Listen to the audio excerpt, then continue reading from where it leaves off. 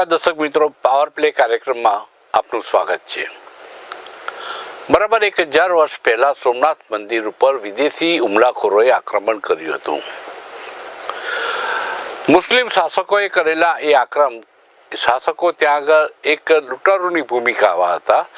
તેમણે મંદિરો પર આક્રમણ કરીને હિન્દુ સંસ્કૃતિની જે પ્રતીક હતી, જે અસ્મિતા હતી, ને ખંડિત કરવાનું કામ કર્યું હતું। સોમનાથ મંદિર ઉપર આક્રમણ થયાના 1000 વર્ષ નિમિત્તે 1000 વર્ષ વીત્યા નિમિત્તે વડાપ્રધાન શ્રી નરેન્દ્રભાઈ મોદીએ પોતે એક બ્લોગ લખ્યો છે અને દિવસોને કાળી ટીલી સમાન ગણાવીને તેમણે સોમનાથ એ આપણી આસ્થાનું પ્રતીક છે, રાષ્ટ્ર સ્વાભિમાનનું પ્રતીક છે એમ કહીને તેને યાદ કર્યો છે। સોમનાથ એટલે આસ્થા, ઇતિહાસ અને રાષ્ટ્રવાદ। આ માત્ર ઈંટ અને પથ્થરની ઇમારત નથી, ઈંટ અને પથ્થરનું મંદિર નથી, તેમાં આસ્થા છે, સમગ્ર દેશની આસ્થા છે। સરદાર વલ્લભભાઈ પટેલ સોમનાથ મંદિરનો જીર્ણોદ્ધાર કરવા માગતા હતા, પરંતુ જવાહરલાલ નહેરુ એમ ઈચ્છતા નહોતા। આવી એક વાતનો ઉલ્લેખ પણ થયો, એ સાથે કોન્ટ્રાવર્સી ઊભી થઈ। આ ચર્ચા જે પાવર પ્લે કાર્યક્રમમાં રાખવામાં આવી છે। આપણી સાથે જોડાયા છે કોંગ્રેસ પક્ષના વરિષ્ઠ નેતા એવા મુકેશભાઈ વિશ્વકર્માજી આપણી સાથે જોડાયા છે। આપણી સાથે જોડાયા છે ભારતીય જનતા પાર્ટીના યુવાન પ્રવક્તા એવા શૈલેષભાઈ પરમાર પણ ટૂંક સમયમાં આપણી સાથે જોડાઈ જશે, અને સાથે સાથે આપણી સાથે એક સમીક્ષક તરીકે ભરતભાઈ રાજગોર પણ જોડાયા છે। હું આવીશ શૈલેષભાઈ પાસે। શૈલેષભાઈ, આપનું પણ સ્વાગત કરું છું, ત્રણેય મહાનુભાવોનું સ્વાગત કરું છું અને ચર્ચાનો પ્રારંભ કરું છું મુકેશભાઈથી। મુકેશભાઈ, સોમનાથ મંદિરનો જીર્ણોદ્ધાર કરવો જરૂરી હતો। વિદેશી આક્રમણનો ભોગ વખતો વખત બન્યા પછી એને ફરીથી રાષ્ટ્રની સ્વાભિમાનનું પ્રતીક ઊભું કરવા માટેનો પ્રયાસ સરદાર વલ્લભભાઈ પટેલના મગજમાં એક વિચાર આવ્યો, પરંતુ જવાહરલાલ નહેરુ ઈચ્છતા નહોતા। આ વાત કરવામાં આવી છે। કોંગ્રેસ સામે વધુ એક આક્ષેપ થઈ રહ્યો છે। અયોધ્યા મંદિર માટે પણ આવો આક્ષેપ થઈ ચૂક્યો હતો, હવે સોમનાથ મંદિર માટે થયો છે। કોંગ્રેસ પક્ષ કોર્નર થાય એ પ્રકારના આક્ષેપો થઈ રહ્યા છે, શું કહેશો તમે? એમાં તો હું એવું કહેવા માંગુ છું પદ્મકાંતભાઈ કે મોદી સાહેબને એમની પાસે ધાર્મિક આસ્થા માટે બોલવા માટે જ્યારે બોલવું હોય, જે બોલવું હોય, જે બ્લોકમાં મન કી બાતમાં એ બોલી શકે છે, કારણ કે રાષ્ટ્રપતિ પછીની ભારત દેશની એક જ વ્યક્તિ છે, એમના આપણા પ્રધાનમંત્રી। બીજી વાત એવી છે કે આપણે સોમનાથ મંદિરનો જીર્ણોદ્ધાર કર્યો હોય, કરવો પડે, આ બધી વસ્તુ સાચી, પણ જવાહરલાલ નહેરુને ગમતું નહોતું એ વાત એ નરેન્દ્રભાઈને કેવી રીતે ખબર પડી એ મને ખબર નથી।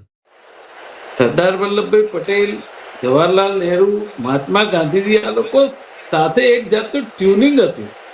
અને રહી એક મતાંતરની વાત, તો એ દરેક પાર્ટીમાં દરેક જગ્યાએ ક્યાંક નાના મોટા મતાંતર હોય, પણ એને આટલા વર્ષો પછી મોદી સાહેબ એમના બ્લોકમાં લખીને સાબિત શું કરવા માંગે છે એ અગત્યની વાત છે।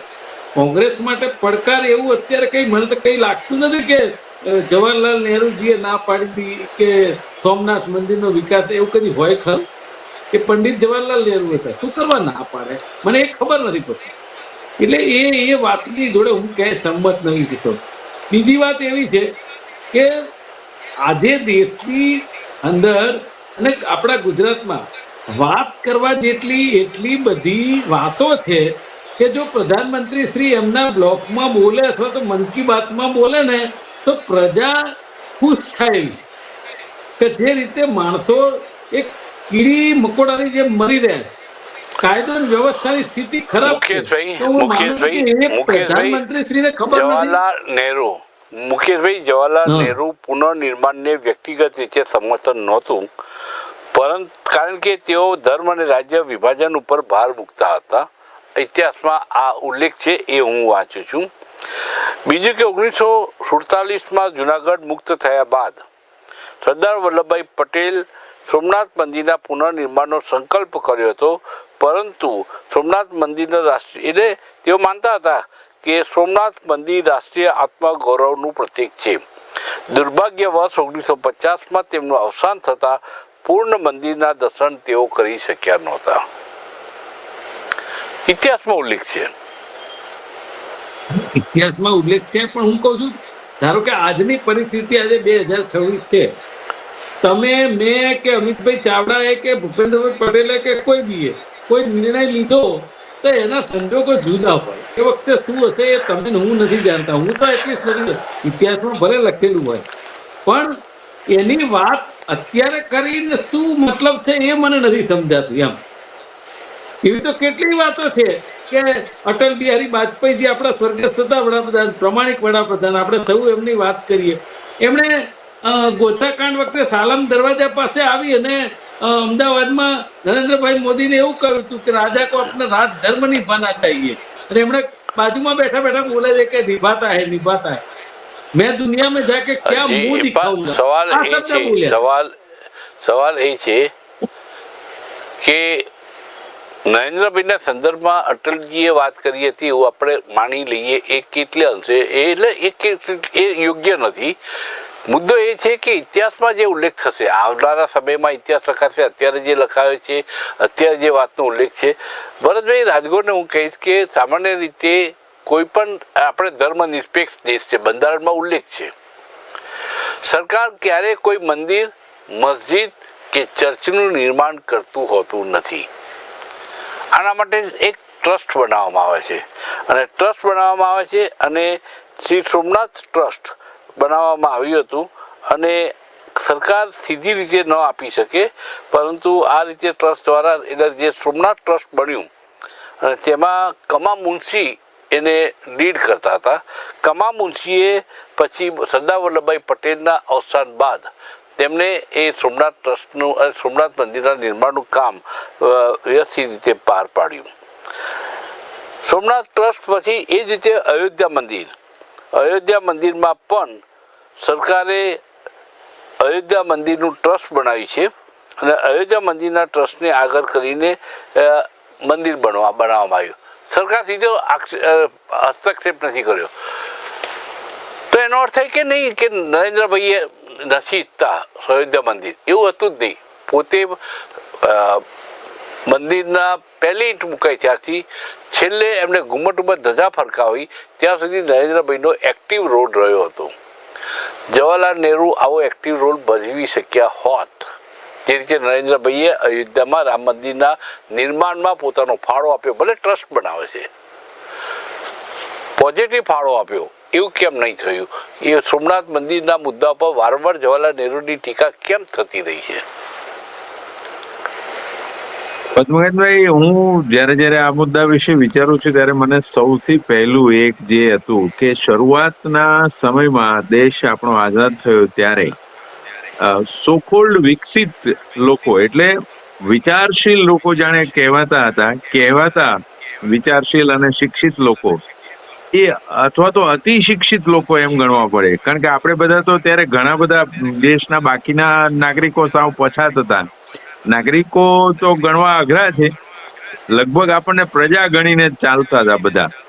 અને ત્યારે એમણે જે નહેરુજીએ કહ્યું ને, મારી દ્રષ્ટિએ મને એવું લાગે છે કે વિશ્વ સમક્ષ એવું બતાવવા માંગતા હતા કે અમે કોઈ ધર્મમાં માનતા નથી અને એટલે અમારો રાષ્ટ્રપતિ કે અમારા કોઈ મંત્રી એ આવા કોઈ ધાર્મિક કાર્યક્રમમાં ન જાય. એટલે ત્યારે હિન્દુ ધર્મનું સૌથી વધારે આપણે તોડફોડ થયેલી હતી, હિન્દુ ધર્મના સ્થળો તોડેલા હતા. ભરતભાઈ, ડોક્ટર રાજેન્દ્ર પ્રસાદ 1951માં મંદિરના પ્રાણ પ્રતિષ્ઠા મહોત્સવમાં રાષ્ટ્રપતિ તરીકે એટલે ઉપસ્થિત રાષ્ટ્રપતિ તરીકે હાજરી આપી અને સ્પષ્ટ સંદેશ આપ્યો હતો કે ભાઈ આ કાર્ય સરકારનું નહીં પરંતુ રાષ્ટ્રની આસ્થાનું છે અને માટે સોમનાથ મંદિરના નિર્માણમાં સરકાર સહયોગ આપી રહી છે, પોઝિટિવ ટેકો આપી રહી છે. તો રાષ્ટ્રપતિ પોતે હાજર રહ્યા હતા તો જવાહરલાલ નહેરુ રહી શક્યા હોત, મુદ્દો આટલો જ છે. એટલે બિલકુલ રહી શકાય. મેં એટલામાં જ કહ્યું ને, જે કહેવાતા સુશિક્ષિત લોકો પોતે પોતાને સુશિક્ષિત અને વિકસિત ગણાવતા બધા માણસો જાણે અમે કોઈ ધર્મમાં માનતા જ નથી. અત્યારે કેટલાક દેશોમાં જેમ કોઈ ધર્મ ન માનતા હોય એવા લોકો છે, જે નાસ્તિક નથી પણ કોઈ ધર્મમાં માનતા નથી. એટલે નહેરુ કંઈક આવું સાબિત કરવા માંગતા હોય એવું અત્યારે તો લાગે છે, આપણે જયારે વિચારીએ છીએ ત્યારે ઊંડે કે એમને વિશ્વમાં પોતાની છાપ એવી ઉભી કરવી હતી કે જાણે કે હું કોઈ ધર્મ માનતો નથી, અને એટલા માટે રાષ્ટ્રપતિને પણ ના પાડતા હતા. એટલે ખરેખર તો ડોક્ટર રાજેન્દ્ર પ્રસાદજીએ જયારે કહ્યું કે આ તમે જે વાત કરી એ સાચી વાત છે કે આ ધર્મનું નહીં, પૂરા દેશની અસ્મિતાનો સવાલ છે, અને એટલે આવ્યા. અને અહીંયા જયારે એની પુનઃપ્રતિષ્ઠા થઈ ત્યારે પણ સાથે જોડાયા. સરદાર વલ્લભભાઈ પટેલ કંભાગ્યે જીવિત ન રહી શક્યા, નહીતર સરદાર સાહેબ પણ આવ્યા જ હોત, કારણ કે એ બાબતમાં એટલા અડગ હતા અને પોતે ચોક્કસપણે એમણે કહ્યું હતું કે ના, આ કામ થવું જ જોઈએ, અને એ હાજર રહી શક્યા હોત. એટલે એને બદલે નહેરુજી જો હાજર રહ્યા હોત. કનૈયાલાલ માણેકલાલ મુનશી કેન્દ્ર સરકારના અનેક વખત તેઓ પોતે પ્રધાન પદ ભોગવી ચૂક્યા છે, એમને સંભાળ્યું છે, સંભાવ્યું છે. તેમને એક આર્કિટેક્ટ તરીકે પણ લોકો યાદ કરે છે. એટલે સોમનાથ ટ્રસ્ટની સ્થાપના કરી, દાન શિલ્પ આર્કિટેક્ચરનું આયોજન કર્યું. તેમણે ઘણા બધો રોલ અદા કર્યો, જેમ કે તેઓ અગ્રણી સાહિત્યકાર હતા. પાટણની પ્રભુતા, જય સોમનાથ, ભગવાન પરશુરામ, એના પર ઘણા પુસ્તકો, એમને નવલકથાઓ લખી છે. ઉત્તર પ્રદેશના રાજ્યપાલ તરીકે પણ સેવાઓ આપી હતી. સ્વતંત્રતા આંદોલનમાં સક્રિય ભાગ ભજવ્યો હતો. અને સૌથી મહત્વની બાબત એ છે કે બંધારણ સભાના તેઓ સભ્ય પણ હતા. જો બંધારણ સભાના સભ્ય હોવા છતાં કનૈયાલાલ મુનશી જો સોમનાથ મંદિરના નિર્માણમાં પોતાનો સિંહ ફાળો આપી શકતા હોય, મને નથી લાગતું કે જવાહરલાલ નહેરુની ઘણી બધી બાબતોમાં આપણે યાદ કરીએ, એની પ્રશંસા કરીએ, એમના કામોની પ્રશંસા કરીએ. એવું નથી કે એક વ્યક્તિ ખરાબ એટલે ખરાબ, એની બીજો કોઈ સારું બાજુ નથી. રાષ્ટ્રના નિર્માણમાં એમનો સિંહ ફાળો છે, પરંતુ સો કોલ્ડ ધર્મ નિરપેક્ષ લોકો જે પોતાને બુદ્ધિજીવી બતાવવા માટે, અમે ધર્મમાં માનતા નથી, જે આપણે વાત કરી, એ બતાવવા માટે જે કર્યું, તો એ સંજોગોમાં એમણે સોમનાથ મંદિરના નિર્માણમાં જો એક્ટિવ રોલ અદા કર્યો હોત તો આ ટીકા આજે ન થઈ હોત. આપણે આજે આ ટીકા ના થઈ, એના કરતા ઇતિહાસમાં એમનું નામ અમર રહ્યું હોત. જેમ ડોક્ટર રાજેન્દ્ર પ્રસાદનું નામ અમર રહ્યું, એમ અમર રહ્યું હોત. આજે ઇન્ડોનેશિયા જેવા બીજા કેટલાય જ્યાં મુસ્લિમોનું બાહુલ્ય છે, બહુમતી છે, છતાં હિન્દુ સંસ્કૃતિના જેટલા પણ મંદિરો કઈ સ્થાપત્યો છે એને સાચવી રાખવામાં આવ્યા છે. કેમ? કારણ કે એમને ખબર છે કે આ ઐતિહાસિક રીતે કરતા એક સંસ્કૃતિનો એક ભાગ છે. એને કોઈ ધર્મ સાથે ન ગણીને પણ એ લોકો એને સાચવે છે. આપણે આટલા બધા મંદિરોનો ઇતિહાસ બધા જ જાણે છે કે કેટલા ઇન્ડોનેશિયા તો મેં એક માત્ર નામ આપ્યું, બર્મા સહિતમાં પણ, બર્મામાં અત્યારે ક્યાંય નથી તો પણ બર્મામાં પણ અત્યારે હિન્દુ મંદિરોનું એટલું જ મહત્વ સચવાઈ રહ્યું છે, જે સ્થાપત્યની દ્રષ્ટિ પણ મહત્વના છે. એટલે એનું સાચવવા માટે નહેરુજીએ આગળ કદાચ આવી શક્યા હોત, પણ એ શિક્ષિત હોવાનું પોતે સાબિત કરવા માંગતા હતા, અતિ શિક્ષિત, કે હું બધા કરતા ઊંચો છું અને હું આવા કોઈ ધર્મ માનતો નથી, એવું માનીને એમણે આ ના પાડી, એવું મને અત્યારે સ્પષ્ટ જણાય. એટલે મને લાગે કે શરૂઆતના સમયમાં એ પરિસ્થિતિ જેવી હોય કે ધર્મ નિરપેક્ષ દેખાવું એ અગત્યનું હોય, કદાચ એ પણ કારણ હોઈ શકે. પરંતુ સોમનાથ મંદિરના નિર્માણમાં જવાહરલાલ નહેરુનો સક્રિય રોલ નહોતો, એ વાત ઇતિહાસમાં કંડારાયેલી છે. અને માટે જ હું શૈલેષભાઈ પાસે આવીશ કે વડાપ્રધાન શ્રી નરેન્દ્રભાઈ મોદીએ 1000 વર્ષ જૂનો ઇતિહાસ કેમ ઉખેડવો પડ્યો? સોમનાથ મંદિર ઉપર સૌથી પહેલું આક્રમણ 1000 વર્ષ પહેલાં થયું હતું. અનેક મુસ્લિમ શાસકોએ આક્રમણ કર્યું હતું. ઔરંગઝેબ સહિત મોહમ્મદ ગઝનીથી માંડીને ઘણા બધા લોકોએ એ આંદોલન કર્યું હતું. જેમ કે મોહમ્મદ ગઝની છે, અલ્લાઉદ્દીન ખિલજીના સેનાપતિઓ છે, મુગલ શાસનકાળમાં પણ નુકસાન થયું હતું ઔરંગઝેબના કારણે કર્યું હતું. આમ અફઘાન શાસકો અને સ્થાનિક આક્રમણ, એમ કહેવાય છે કે સોમનાથ મંદિરને બચાવવા માટે બ્રાહ્મણોએ સામે સુરત તેમને તલવારો ખેંચી હતી, તેમના માથા કપાઈ ગયા અને જનોઈ વડ ઘા તલવારના પડવાના કારણે લોહી નીતરતી જનોઈઓનો ત્યાં આગળ ઢગલો થયો હતો. બ્રાહ્મણોએ મંદિર બચાવવા માટે કોશિશ કરી હતી. જવાહરલાલ નહેરુ કાશ્મીરી બ્રાહ્મણ હતા, તો એમને આ સોમનાથ મંદિરના નિર્માણમાં કેમ એક બેકફૂટ ઉપર ગયા, એ ઇતિહાસ હજુ ચર્ચાનો વિષય બને છે. અને નરેન્દ્રભાઈએ અત્યારે 1000 વર્ષ પછી એ ઇતિહાસ કેમ ઉકેળ્યો એ સમજવું છે લોકોને. પદ્મકાંતભાઈ, સોમનાથ મંદિર આપણે સૌ જાણીએ છીએ. લૂંટેરાઓ એ કદાચ મોહમ્મદ ગજની હોય કે તમે હમણાં નામો આપ્યા એ માયલા કોઈ હોય, એ તમામે ખૂબ સોમનાથને લૂંટ્યું છે. 17 વખત લૂંટ્યું છે. એનો 1000 વર્ષનો ઇતિહાસ, એટલે 1000 વર્ષનો જન્મદિવસ ગણીએ તો પણ એ કહેવાય. એમાં પ્રાચીન યુગથી ચાલી આવતી જે પરંપરાઓ છે, એ પરંપરાઓ માનો કે ગજની, એ ગજની માટેનો ઉલ્લેખ જે છે એ અટલ બિહારી વાજપેયીએ પણ ખૂબ કર્યો હતો. કે હું જ્યારે પ્રવાસમાં હતો ત્યાંના, ત્યારે કીધું કે ગજની જે લૂંટેરો હતો એ ગજનીનું ગામ જે છે એ જોવા જવું છે મારે. તો ગજની જે એની કબર જોઈ છે, એની કબર જોઈ છે, એ શબ્દો કહ્યા હતા. એની કબર જોવી છે. એટલે એમણે કહ્યું કે જે મુગલ કાળમાં ઔરંગઝેબના સમયમાં જ્યારે વિનાશ થયો, એ પછી પાછો આઝાદી પછી વિનાશ થયો, અને જે લૂંટેરાઓ હતા એની નજર સોનાનું જે સોમનાથ હતું એના ઉપર જ હતી. એટલે સોમનાથને કેટલી વખત તોડ્યું ને કેટલી વખત આપણે એ સૌ જાણીએ છીએ. અને તમે તમારી જેવા તજજ્ઞ જ્યારે વ્યક્તિ હોય ત્યારે એ બધું કહેવાની જરૂર નથી. પણ નરેન્દ્રભાઈ મોદીએ રાષ્ટ્રીય ગૌરવ, આસ્થા અને સાંસ્કૃતિક પુનર્જાગરણનું પ્રતીક એ સોમનાથ છે એવું ગણાવ્યું હતું. એટલા માટે સોમનાથ ઉપર અડગ શ્રદ્ધા, એમાં પુનર્નિર્માણ થાય તો સોમનાથની જે શક્તિ છે એનો વિશ્વમાં ખબર પડે. અને એક વડાપ્રધાન તરીકે જ્યારે એ વિષયને લેતા હોય ત્યારે એ વિષય ખૂબ મહત્વનું બની જતો હોય છે. એ ધાર્મિક જ્યોતિર્લિંગ આપણે સોમનાથને ગણીએ, એ ઇતિહાસની દ્રષ્ટિએ ગણીએ, સાંસ્કૃતિક દ્રષ્ટિએ ગણીએ, રાષ્ટ્રીય દ્રષ્ટિએ ગણીએ, તો નરેન્દ્રભાઈ મોદીએ ચોક્કસ એમના ભાષણ દરમિયાન બધી જ વાતની છણાવટ કરી છે. અને સોમનાથ છે એ આપણું આસ્થાનું કેન્દ્ર છે. એમ છતાં પણ લૂંટેરાઓએ ખૂબ લૂંટ્યું, પણ સોમનાથ તો ત્યાંનું ત્યાં જ છે. એટલે સોમનાથના 1000 વર્ષ પૂર્ણ થયા છે.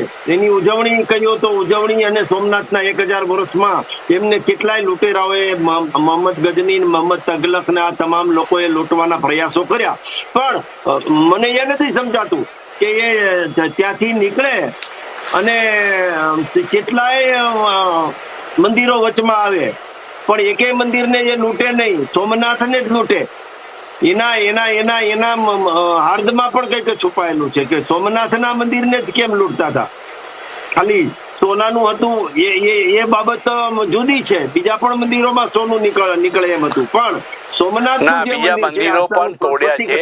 અનેક મંદિરો તોડ્યા છે શૈલેષભાઈ, અનેક મંદિરો. રસ્તામાં જેટલા આવ્યા બધા મંદિરો તોડ્યા છે. પરંતુ હિન્દુઓનું સૌથી મોટું પ્રતીક, આસ્થાનું પ્રતીક, એ પ્રતીક સોમનાથ મંદિર હોવાના કારણે લોકોની આસ્થા તોડવા માટે, આસ્થા પર મરણતોડ ઘા કરવા માટે, હિન્દુઓને એ બતાવવા માટે કે તમે જેમને ભગવાનની જેમ પૂજો છો એ પણ પોતાની સલામત, પોતાની રક્ષા કરી શકતા નથી, માટે સોમનાથ ઉપર એમને એટેક કર્યો હતો. એટલે એવું નથી માત્ર સોમનાથ ટાર્ગેટ હતું, પણ સોમનાથ એ આસ્થાનું પ્રતીક સૌથી મોટું હોવાના કારણે એને ટાર્ગેટ બનાવવામાં આવ્યો. શૈલેષભાઈ, એમ નથી લાગતું 1000 વર્ષ પહેલા જ્યારે ખિલજીએ મોહમ્મદ ગજનીએ જ્યારે સોમનાથ ઉપર સૌથી પહેલો એટેક કર્યો, સૌથી પહેલો, એના 1000 વર્ષને આપણે યાદ કરતી વખતે આ દેશને હવે હિન્દુ રાષ્ટ્ર ઘોષિત કરવાનો સમય આવી ગયો છે એમ નથી લાગતું? હજુ કેટલી રાહ જોઈ છે? તો આપણો દેશ ભારત જે છે એ વસુદેવ કુટુંબકમમાં માને છે, સર્વધર્મ સમભાવમાં માને છે, અને એમ છતાં પણ હિન્દુ રાષ્ટ્ર બનાવવાની સાંભળી લેજો ભરતભાઈ, તમે સાંભળી લેજો. તમે કહેતા હતા ને કે સો કોલ્ડ બુદ્ધિજીવી, હવે એ શબ્દ બોલો એ વખત વિચારજો. જે શૈલેષભાઈ બોલો. ના, બંધારણની જે જોગવાઈઓ છે એ પ્રમાણે હું વાત કરી રહ્યો છું. પણ ભારત દેશ છે એ હિન્દુઓનો દેશ છે, હિન્દુઓનો દેશ હતો અને હિન્દુઓનો દેશ રહેશે. એટલા માટે હિન્દુ રાષ્ટ્ર જાહેર કરવાનો સમય હવે આવી ગયો છે. કારણ કે નરેન્દ્રભાઈ જેવો શાસક જો દેશનો વડાપ્રધાન હોય તો અપેક્ષા રાખવી એ વધારે પડતી નથી. શા માટે ન રાખીએ? હિન્દુ રાષ્ટ્ર છે અને હિન્દુ રાષ્ટ્ર તરીકે એમને પ્રસ્થાપિત કરવો એ બધી એ આખી અલગ વાત છે. એમ છતાં પણ અમારી ધારણા જે પ્રકારની છે 370 કલમ કાશ્મીરની 370 કલમ એક ઝટકે 370 કલમ એક ઝટકે નેસ્ત નાબૂદ કરી શકતા હોય નરેન્દ્રભાઈ, છૂટાછેડા મુસ્લિમ સ્ત્રીઓ માટેનો એને કાયદો કાનૂન ને બદલી શકતા હોય રાતોરાત નરેન્દ્રભાઈ, એ નરેન્દ્રભાઈ પાસેથી આપણે હિન્દુ રાષ્ટ્રની ઘોષણાની આપણે અપેક્ષા રાખીએ તો આપણે એમને એમના ઉપર એટલી આપણો વિશ્વાસ છે, આસ્થા છે, માટે અપેક્ષા રાખીએ છીએ. આ આસ્થા અપેક્ષા પૂરી થવી જોઈએ એવું લાગે છે આપને? નરેન્દ્રભાઈ જે પ્રકારે મંદિરોનો જીર્ણોદ્ધાર આખા દેશમાં જે કઈ મંદિરો છે એનો કરી રહ્યા છે, જે પ્રકારની આસ્થા છે, જે પ્રકારે હિન્દુત્વ અને નરેન્દ્રભાઈ માટે માત્ર એક ધર્મના છે નહીં, સમગ્ર દેશના છે. અને એમને સાબિત કર્યું 31મી ડિસેમ્બરે એક ચર્ચમાં પણ ગયા. એમને બધા જોડે સરખો ભાવ રાખ્યો છે, એમને ભેદભાવ રાખ્યો નથી. માટે જ નરેન્દ્રભાઈને ખ્રિસ્તી સમાજ પણ સ્વીકારે છે, મુસ્લિમ સમાજ પણ સ્વીકારે છે. એ આપણે જોયું છે ને, હિન્દુ સમાજ તો સ્વીકારે સ્વાભાવિક છે.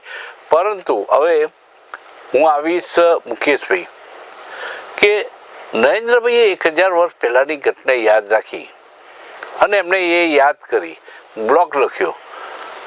જવાહરલાલ નહેરુએ ભાગ સીધો લીધો નહોતો, પણ એને જસ્ટિફાઈ કરવામાં કોંગ્રેસ નથી સફળ થઈ, એક્ટિવ નથી. હવે કોઈ જવાબ આપતો નથી. રાહુલ ગાંધી વિદેશમાં ફરે છે, પ્રિયંકા ગાંધી જવાબ આપતા નથી. એમના સાંસારિક એમના દીકરાની સગાઈમાં ને લગ્નમાં પડેલા છે. કોઈ જવાબ જ નથી આપતો કોંગ્રેસમાંથી, કોઈ નેતા જ નથી આપતો. મને લાગે છે કે બધા તમાશો જોઈ રહ્યા છે. જવાહરલાલ નહેરુની ટીકા થાય તો ચૂપચાપ સાંભળી લેવી, આ એકમાત્ર ગોલ રહ્યો છે. નથી લાગતું કે કોંગ્રેસ રિએક્ટ નથી કરતી? ઘણીવાર કોંગ્રેસ પક્ષનું એવું છે કે બિનજરૂરી મુદ્દામાં શું જવાબ આપવા. કારણ કે હવે જો આગળ જેમ જેમ વર્ષ જશે ને તો નરેન્દ્રભાઈ મોદીની જગ્યાએ આ શૈલેષભાઈ પરમાર આવશે તો પાછા શૈલેષભાઈ પરમારે મુદ્દો બનાવશે કે રાહુલ ગાંધી સોમનાથમાં પૂજા કેમ કરતા હતા. એવો મુદ્દો મોદીજીએ બનાવ્યો હતો અને એનો ઇતિહાસ લખાશે, બરાબર. પણ એનો ઇતિહાસ નહીં લખાય કે RSS વાળા આપણો ઝંડો નહોતા ફરકાવતા દેશનો, ત્રિરંગો, બરાબર છે, એ નહીં લખાય ઇતિહાસ. આ બધી વસ્તુ કોંગ્રેસ ક્યારે સત્તા પર નહીં આવે એમ માનો છો? સત્તા પર હોય એ ઇતિહાસ લખતું હોય છે. અરે હું એવું કઉ છું, એ જે તે વખતની વાત છે ને, સત્તા પર આવે તેની હું હાલની વાત કરી રહ્યો છું કે હાલની પરિસ્થિતિ એવી છે કે જો અયોધ્યા દર્શન કરવા ના જાય તો એના ઉપર ઇતિહાસ લખાય ને વાત થાય. જો સોમનાથ દર્શન કરવા જાય તો એના ઉપર વાત થાય. પણ સોમનાથ મંદિરમાં રાહુલ ગાંધીએ જે પૂજા કરી, અભિષેક કર્યો વખતે ત્યાં આગળ ચોપડામાં નોંધ લખવી પડે, જ્ઞાતિ જાતિ. શું લખી હતી? મને ખબર નથી શું લખી હતી. મૂળભૂત એ કુળ બ્રાહ્મણનું, પછી એમણે જ્ઞાતિ જ લખી નથી, એ જગ્યા ખાલી છોડી. ભરતભાઈ શું કહેશો આપ? એટલે મારો ધર્મ શું છે એ બતાવવામાં જે શરમ અનુભવાય છે ત્યારે નેતા પ્રત્યે લોકોને થોડોક અવિશ્વાસ કે અથવા તો ઘૃણા તો ના કહેવાય પણ અભાવ ઉભો થાય છે કે તમે તમારો ધર્મ જાહેર કરવામાં કેમ ચિંતા કરો છો અથવા તો એનાથી કેમ અચકાવો છો. અહીંયા મારે એક જ કહેવું હતું, અત્યારે જે આપણે કહીએ છીએ, ભાગવત સાહેબે કહ્યું હતું, RSS ના વડા, એમણે કહ્યું કે હિન્દુસ્તાનમાં રહેનાર તમામ હિન્દુ છે, જે આપે કહ્યું ને કે હવે આપણે એને હિન્દુ રાષ્ટ્ર જાહેર કેમ ન કરવું. એમણે એક જ કહ્યું કે તમે ધર્મ ગમે તે પાળતા હશો, હિન્દુસ્તાનમાં રહેનાર બધા જ હિન્દુ છે. એટલે આ હિન્દુસ્તાનની આપણે વ્યાખ્યા કદાચ થોડીક બદલીએ તો એમાં કંઈ ખોટું પણ નથી. પણ એના માટે આપણે પાછું વળી બંધારણમાં જવું પડશે, વળી પાછા પક્ષો અને વિપક્ષો સામસામે આવશે. કારણ કે એમાં ભારતની ચિંતા બધાને ઓછી હોય એવું લાગે છે અત્યારે તો. કારણ કે બીજી બધી લડાઈઓ ખૂબ થાય છે અત્યારે તો. બહારની લડાઈઓ જવા દો, અંદરમાં સંસદમાં જે લડાઈઓ થાય છે એમાં દેશ હિતની વાતો થતી હોય એવી બહુ ઓછી દેખાય છે અને એને કારણે લોકોને હવે એમાંથી પણ વિશ્વાસ ઉઠતો જાય છે. આ સ્થિતિમાં અંગે પણ આપણે બધાએ ચિંતા કરવાની જરૂર છે હવે તો. હિન્દુઓની આસ્થાનું રક્ષણ કરવા માટે ભરતભાઈ એ વાત આપ માનો છો, સ્વીકારો છો, એને કબૂલ કરશો કે ગાયના આંચળમાં 34 કરોડ દેવી દેવતાઓનો વાસ છે એમ આપણે હિન્દુ પ્રજા માને છે, તો ગૌમાતાને રાષ્ટ્રમાતા હવે જાહેર કરવાનો આ સમય છે, આ યોગ્ય સમય છે એમ લાગે છે આપને? ગૌમાતા જાહેર કરવાની એટલે રાષ્ટ્રમાતા જાહેર કરવાની કે રાષ્ટ્રીય પશુ તરીકે નહીં, પણ એને રાષ્ટ્રમાતા જાહેર કરવાની ખૂબ જરૂર છે, એ વાત સાચી. પણ સામે દેશે ને લોકોએ પહેલું લોકોમાં એ શિક્ષણ કે ઊભું કરવું પડશે, જાગૃતિ ઊભી કરવી પડશે કે હું જ્યાં સુધી દૂધ આપતી હોય ત્યાં સુધી એને રાખું છું, બીજે દિવસે એને રખડતી મૂકી દઉં છું. હમણાં તાજેતરનો જ દાખલો છે, મેં નળકાંઠાના કેટલાક મિત્રો સાથે એમને ચર્ચા થઈ હતી, એટલે ઓફિશિયલ ચર્ચા હતી કોઈ રેડિયો કાર્યક્રમ માટેની, અને ત્યારે નળકાંઠાના મિત્રોએ કહ્યું કે જ્યારે એક વસુકી જાય એટલે એને છોડી મૂકે છે. તો આપણે માને જયારે મૂકીએ છીએ વૃદ્ધાશ્રમમાં, એમ ગાયને છોડી મૂકીએ રસ્તા ઉપર. આ સ્થિતિ સામે આપણે પહેલા જાગૃત થવાની જરૂર છે, તો માતૃભાવ કે આપણને ઉભો થશે. રાષ્ટ્રમાતા દાખલા કે મોર એ રાષ્ટ્રીય પક્ષી છે, બિલકુલ એના ઉપર પથ્થર ફેંકો કે ઈજા કરવી એ ગુનાને ફોજદારી ગુનો બને છે. જો રાષ્ટ્રમાતા ગાયને જાહેર કરવામાં આવે તો એ વસુકી ગયેલી ગાયને છૂટી મૂકનાર સામે ગુનાહિત કાર્ય બદલ એની સામે કેસ થઈ શકે. આ બધી જોગવાઈઓ લાગુ પડી જાય આપોઆપ. એટલે વસુકી ગયેલી ગાય એ ભાવનાની વસ્તુ છે કે એ આપણી માં છે, વસુકી ગયેલી ન કહેવાય, એનું પાલન કરવું જોઈએ. એને અત્યાર સુધી આપણું પાલન કર્યું માટે એનું પાલન એના વસુકી કાળ દરમિયાન આપણે કરવું જોઈએ. એ વસ્તુ એ સંસ્કારની વાત છે અને એ દિશામાં સૌએ વિચારવું જોઈએ. મુકેશભાઈ, એક હિન્દુ તરીકે હું આપને એક હિન્દુત્વ તરીકે હું માનું છું કે એ પૂછવા માગું છું કે ઇમામ બુખારીને મળવા માટે મસ્જિદમાં જનારા કોંગ્રેસના નેતા સોમનાથ મંદિરમાં જતા કેમ કચવાટ અનુભવવો જોઈએ? એમ નથી લાગતું કે હવે સોફ્ટ હિન્દુત્વ કોંગ્રેસે અપનાવવું જોઈએ આવનારા સમયમાં, તો જ પ્રજા તમને સ્વીકારશે, એવું નથી લાગતું? તમારી વાત 100% સાચી છે, પણ એક વાત એવી પણ છે કે આપણા દેશમાં એવી પ્રકારની લોકશાહી છે કે જો જીતા હો સિકંદર, બરાબર? એટલે એની સામે કોઈ આંગળી નથી સીધી શકતું. બાકી તો આપણા પ્રધાનમંત્રી એમનો જે પ્રવાસ હતો ને, એ પ્રવાસની અંદર કોઈ જાણકારી નહોતી ને ત્યાં ઉતર્યા હતા પાકિસ્તાન પેલા એમાં અફઘાનિસ્તાનમાં. એટલે કહેવાનો મતલબ એવો છે કે જે વડાપ્રધાન છે એ ગમે સાહેબ, આપણા ધર્મ માટે સન્માન હોવું એ સારી વસ્તુ છે, પણ અન્ય ધર્મને ધૂતકારી નહીં નાખો, એના માટે આદર હોવો એ પણ દાખલો નરેન્દ્રભાઈએ પૂરો પાડ્યો. તો એક ચૂંટણી પ્રચારમાં જ્યારે એ પોતે ભાષણ કરી રહ્યા હતા ને અજાણ બોર્ડ પોકારી, તો નરેન્દ્રભાઈ એમનું ભાષણ રોકી લીધું હતું. અજાણ પૂરી થયા પછી એમને આગળ વાત લંબાવી હતી. ભરતભાઈ, વાત સાચી છે? બિલકુલ. અને શૈલેષભાઈ જે શબ્દ વાપર્યો ને એ શબ્દ મને વધારે ગમે છે ઉલટાનો આટલા વર્ષોથી, કે ધર્મ નિરપેક્ષ નહીં, સર્વ ધર્મ સમભાવ શબ્દ હતો. ધર્મ નિરપેક્ષ એટલે તમે કોઈ ધર્મમાં માનતા નથી, જ્યારે પેલાનો અર્થ એવો થાય છે કે બધા ધર્મો પ્રત્યે અમને માન છે, અને એટલે જ આપણી સંસ્કૃતિમાં આપણે પણ યાદ હશે. જી, મુકેશભાઈને કેવું છે એટલે મુકેશભાઈને હું તક આપીશ. મુકેશભાઈ, આપને બોલવાનો ચાન્સ નથી મળ્યો જોઈએ એટલો, પણ હું આપને તક આપું છું. 1 મિનિટ છે આપણી પાસે. મારું એવું કેવું છે કે એ અજાન થવા દીધી અને ભાષણ ટૂંકાવી દીધું. આવું અનેક વાર દરેક નેતાઓએ કર્યું હશે, કારણ કે આપણો દેશ સર્વ ધર્મ સંભાવ, બિન સાંપ્રદાયિક અને લોકશાહીને બંધારણને વરેલો છે, એટલે એમાં કશું ખોટું નથી. પણ નરેન્દ્રભાઈએ કર્યું ને એ બધાને દેખાય, એ નોટેડ હોય. બીજા બધા નેતાઓએ કદાચ આવું કર્યું હોય બધા ધર્મ માટે, એ કદાચ લેખાયું ના હોય, એવું બને. જી, સવાલ એ છે કે સોમનાથ મંદિર એ ઈંટો અને પથ્થરનું મંદિર નથી. આ હિન્દુઓની આસ્થાને, હિન્દુઓના રાષ્ટ્ર સ્વાભિમાનનું એ પ્રતીક છે. 1000 વર્ષ પહેલા જ્યારે સોમનાથ મંદિર ઉપર હુમલો થયો ત્યારે એનો પ્રતિકાર પણ બ્રાહ્મણ લોકોએ કર્યો હતો. જૂની લોહી મળી આવી હતી. એ ઘટનાઓને યાદ કરતા આજે પણ ખમખમા આવે છે. જય સોમનાથ સાથે આ ચર્ચાનો અહીં સમાપન કરું છું. આજની વાત પાવર પ્લે કાર્યક્રમમાં આવતીકાલે એક નવા વિષય સાથે ફરી મળીશું. મિત્રો, ત્યાં સુધી રજા આપશો. નમસ્કાર.